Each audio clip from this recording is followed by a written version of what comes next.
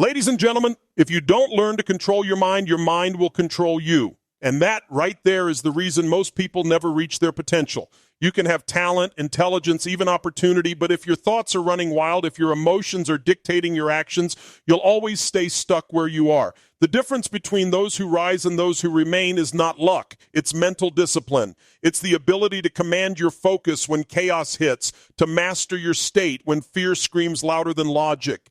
Because the moment you learn to master your mind, you unlock everything.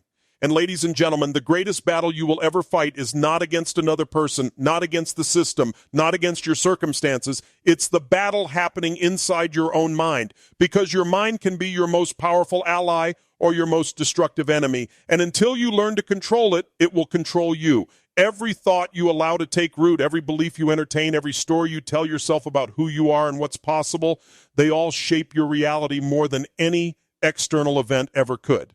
And most people live their entire lives being run by their minds, not realizing that the voice in their head is not who they are. That inner voice tells you, you can't do this, you're not ready, you'll fail again. And most people just listen. They take that thought as truth instead of realizing it's just a pattern, a habit of thinking. You must understand this. Your mind's job is to protect you, not to fulfill you. It's designed for survival, not for success. So if you let it run unchecked, it will keep you safe. But safe often means stuck, unfulfilled, and living far below your potential.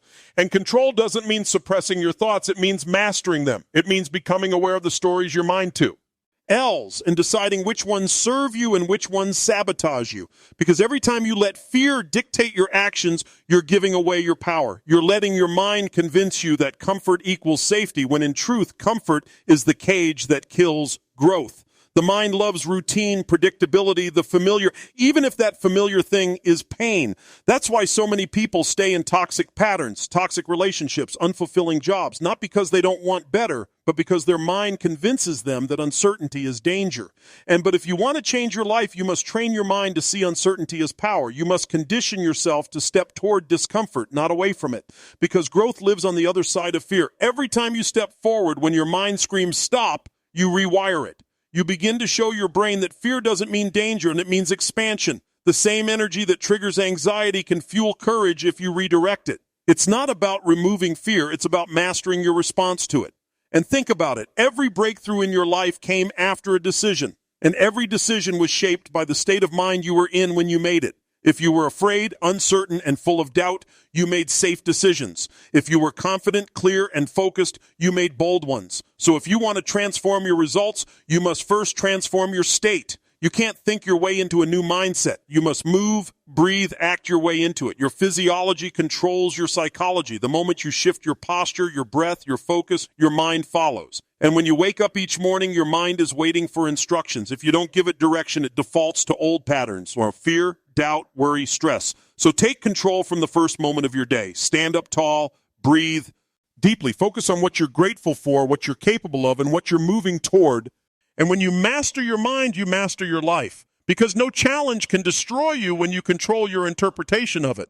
No failure can define you when you use it as fuel. No fear can stop you when you understand it's just energy waiting to be redirected. Control your mind, and the world no longer controls you. Your environment, your past, your pain, they all lose their power. What remains is the real you, powerful, present, and unstoppable.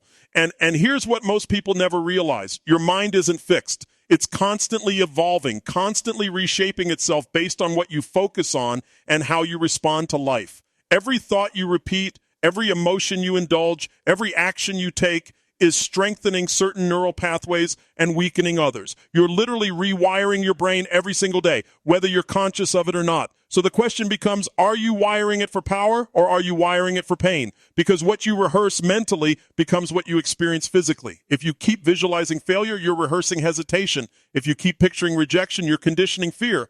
But if you consistently see yourself succeeding, staying strong, rising again and again, your brain begins to expect it. And what your brain expects, your body follows. And when you learn to use your mind as a tool instead of letting it use you, you become unstoppable.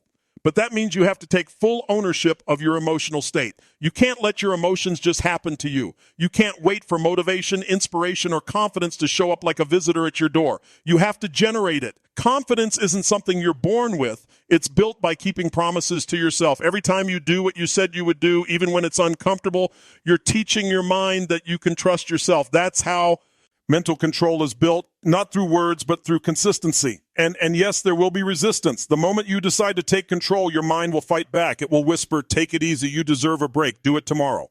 That's your old conditioning trying to pull you back to comfort. But you have to be stronger than your excuses. You have to remember that the mind's number one goal is efficiency.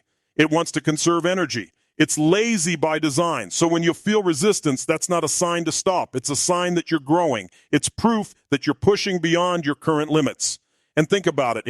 Every great transformation starts with discomfort. Growth never feels good at first. You can't strengthen a muscle without tension, and you can't strengthen your mind without challenge. The very moments that make you want to give up are the moments that are rewiring you the most. When you push through the discomfort, you're not just building discipline, you're reshaping your identity. You're teaching your mind that you're no longer the person who quits when it gets hard. You're the person who keeps going no matter what. And you must realize that your mind is not your master. It's your servant. It's meant to take direction from you, not the other way around. But most people live like slaves to their thoughts. They wake up and immediately think about problems, stress, and what's missing. They let their mind pull them into negativity before the day even begins. But the moment you take control of your focus, the moment you decide what your mind will dwell on, you shift from being reactive to being in command. And when you're in command, you can create momentum, clarity, and confidence at will. And one of the most powerful things you can do to control your mind is to master your focus. Because whatever you focus on, you feel. Focus on what? Two's wrong and you'll feel powerless. Focus on what's possible and you'll feel unstoppable. It's that simple. Yet most people allow their focus to drift to what they fear instead of what they can control. The mind will always find evidence for what you believe. So if you focus on failure, it will show you 1,000 reasons why you can't succeed. But if you focus on opportunity, it will start showing you solutions, ideas, and possibilities you never saw before. And the key is to train yourself to focus on what empowers you, especially when things go wrong. Because control isn't about everything going your way. It's about keeping your mind steady when it doesn't. When the world tests you, your focus becomes your weapon. The person who can maintain focus in chaos is the one who wins. So when your mind starts to spiral, pause, breathe. Ask yourself, what can I control right now? What's the next best step I can take? That question alone pulls your brain out of panic and back into power. And another piece of mental control that people overlook is meaning. Nothing in life has meaning except the meaning you give it. You can take the same event, your rejection, loss, failure, and turn it into either your reason to quit or your reason to rise. The event itself doesn't define you. Your interpretation of it does. When you assign an empowering meaning, you take back control.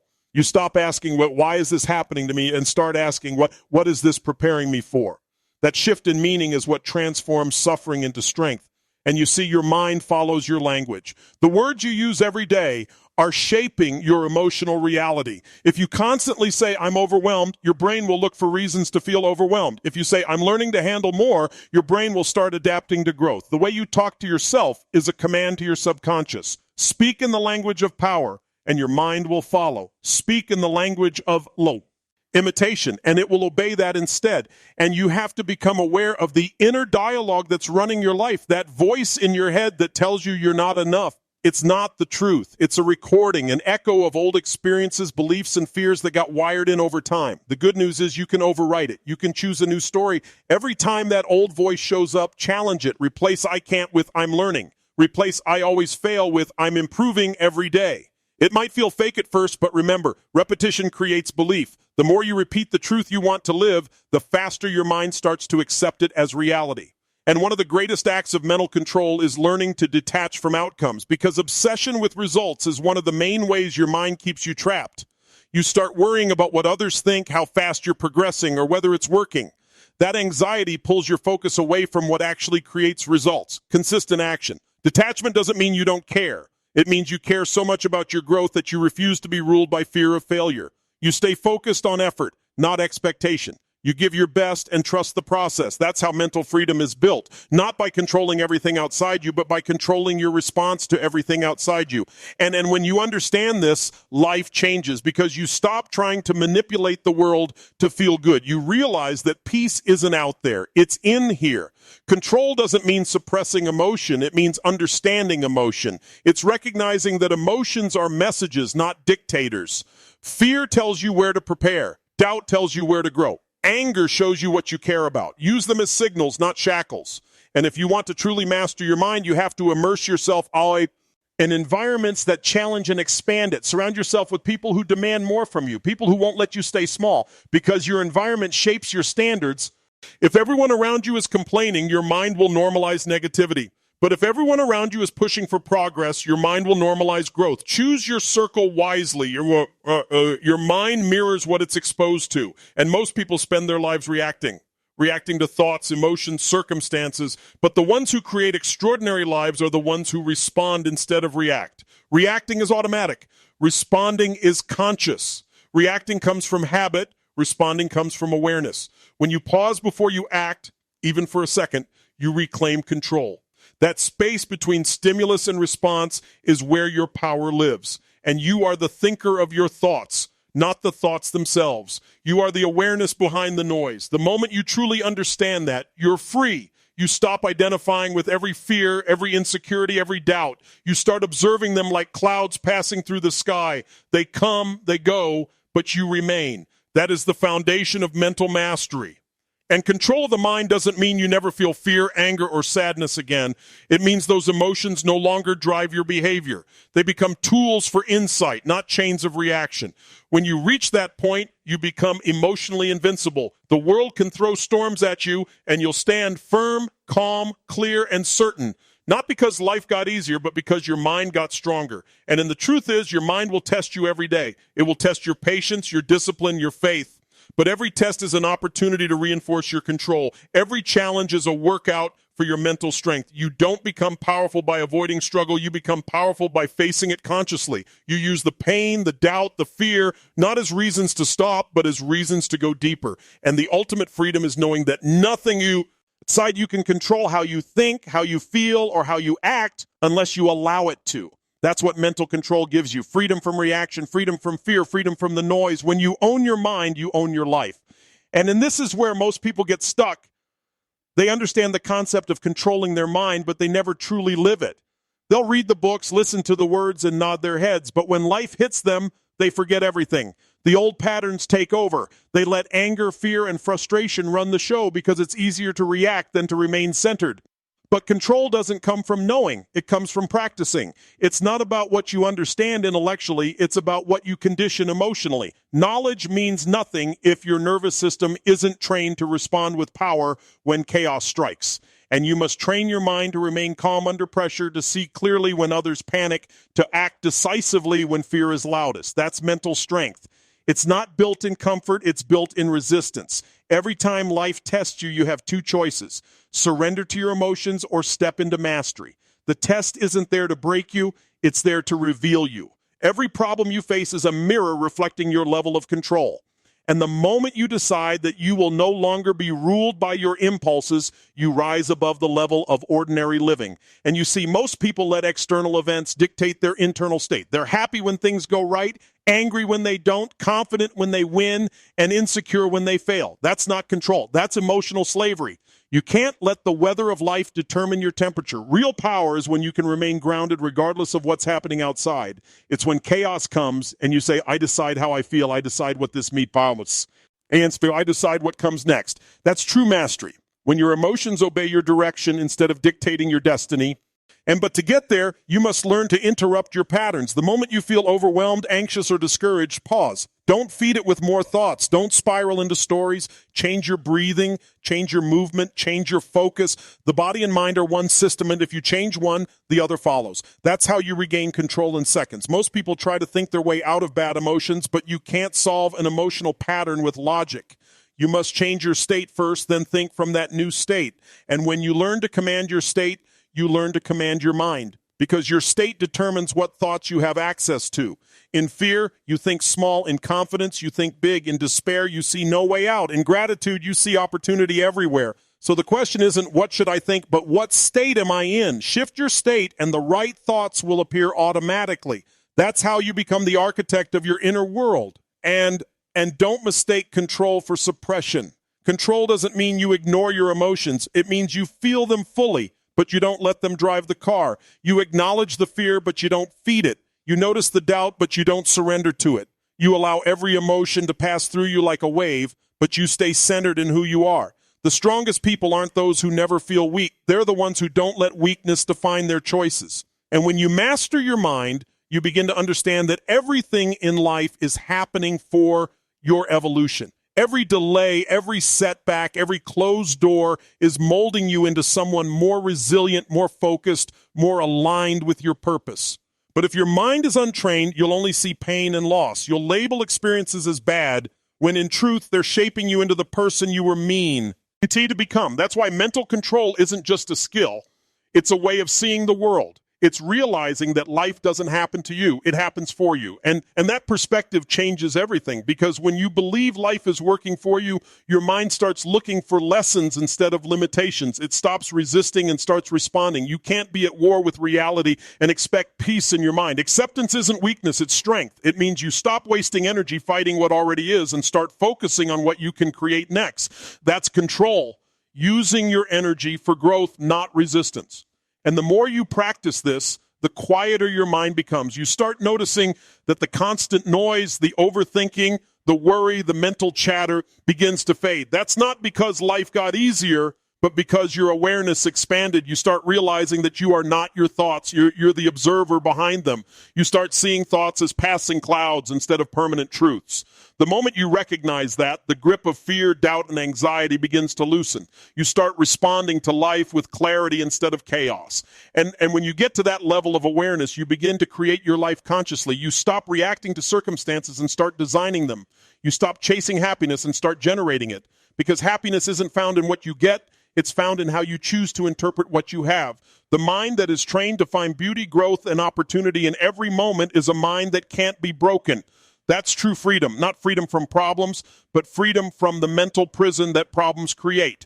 But freedom has a price, discipline. You can't expect to control your mind if you can't control your habits. You must feed your mind with purpose every single day. You must decide, at thoughts you allow in and what thoughts you reject. Just like you wouldn't feed your body poison, you can't feed your mind negativity.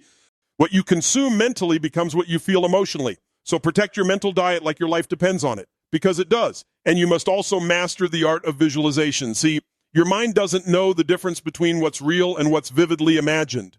Every time you visualize yourself succeeding, your brain begins to create the neural pathways that make that success feel normal. You're programming your subconscious for victory. But most people visualize failure. They rehearse fear, doubt, and rejection in their minds all day long. They're training themselves to expect defeat. You must reverse that pattern. See it, feel it, believe it before it happens. Because when the mind believes, the body follows. And then remember, your mind reflects your identity. If you see yourself as weak, you'll act weak. If you see yourself as powerful, you'll rise with power. Identity drives behavior. You can't act beyond the story you believe about yourself. So if you want to control your mind, start by redefining who you are. You're not your past. You're not your mistakes. You're not the voice that says you're not enough. You are the one choosing what that voice means. The moment you decide to rewrite your story, your mind begins to serve that new identity.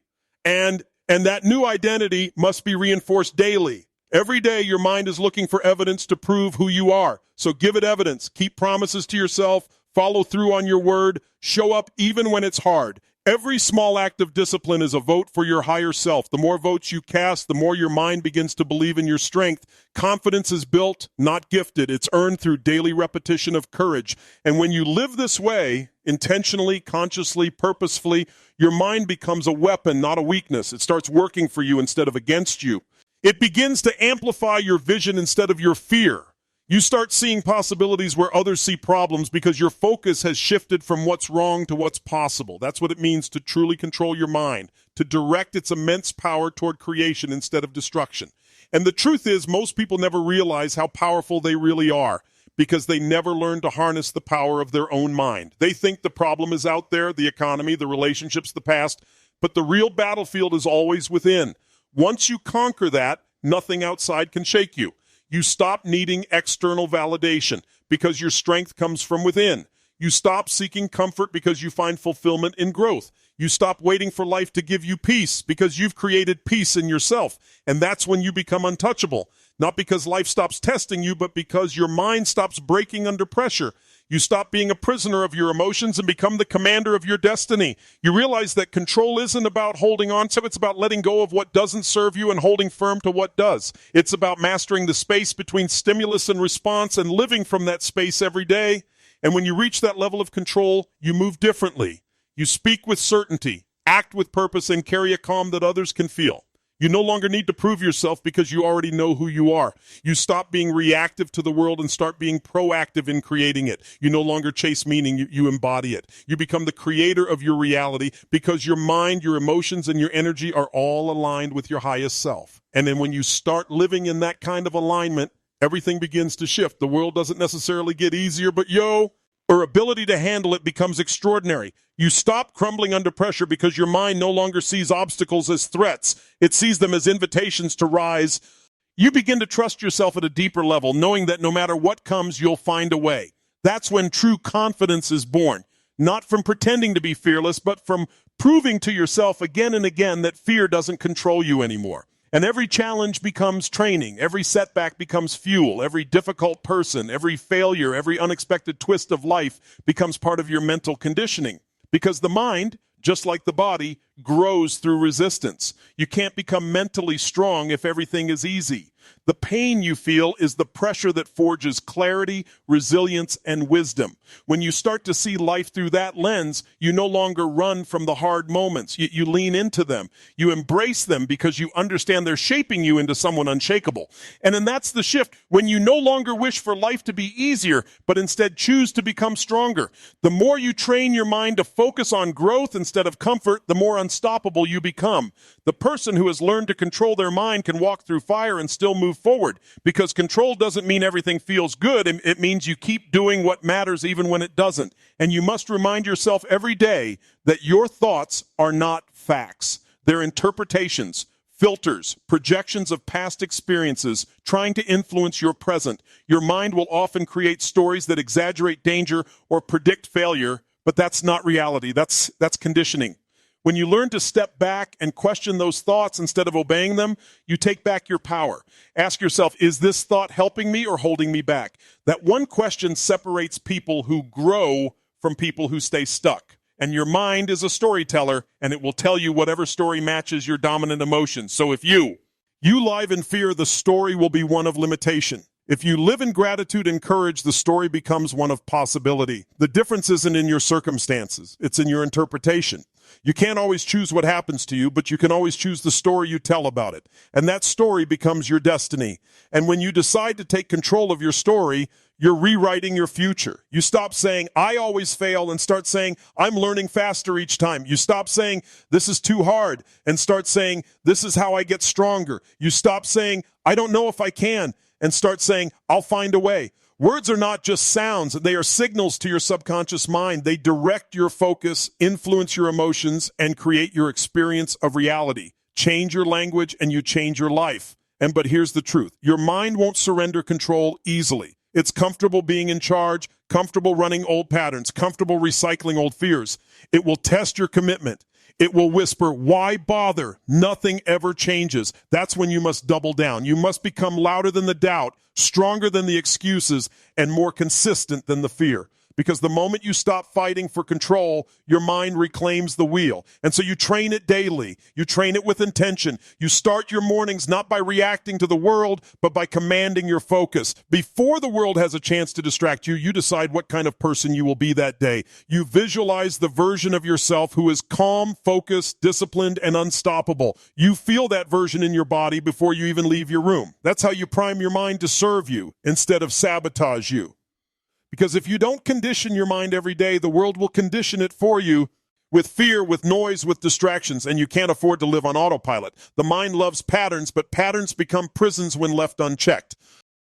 They're where you reset, recharge, and realign with your vision. A mind that is quiet becomes a mind that sees clearly. And the clearer you see, the easier it becomes to make powerful decisions. Because control gives you perspective. You stop reacting to temporary emotions and start acting from long-term vision. You no longer chase instant gratification because you're grounded in purpose. You no longer need validation because your mind is anchored in truth. That's the kind of control that changes lives. And you start realizing that life isn't happening randomly.